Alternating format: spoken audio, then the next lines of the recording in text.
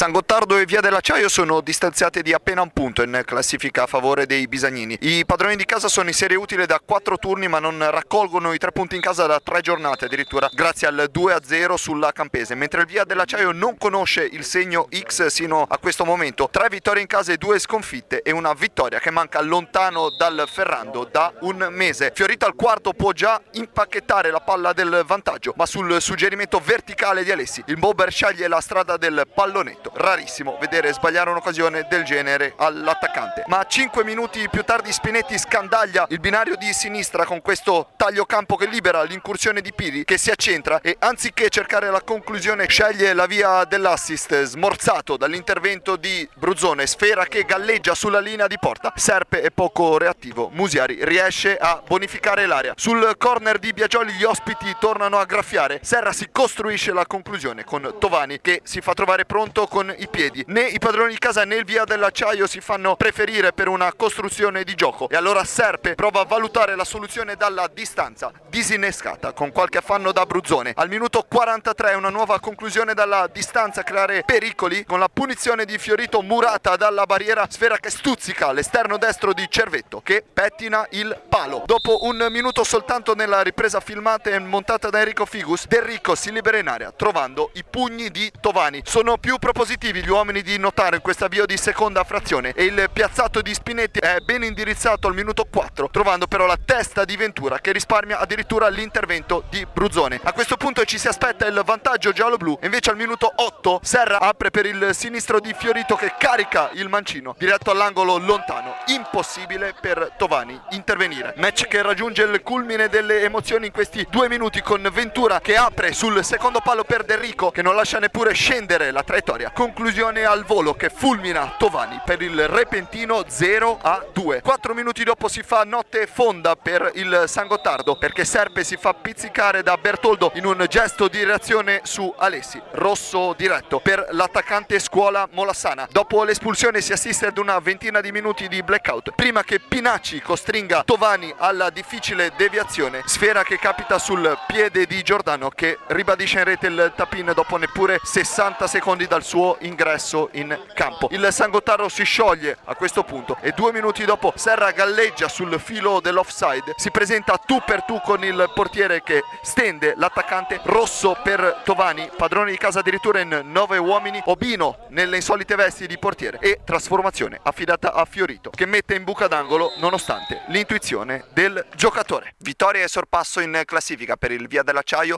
in una gara sbloccata nella ripresa e chiusa di fatto dopo appena 14 minuti con l'espulsione di Serpe.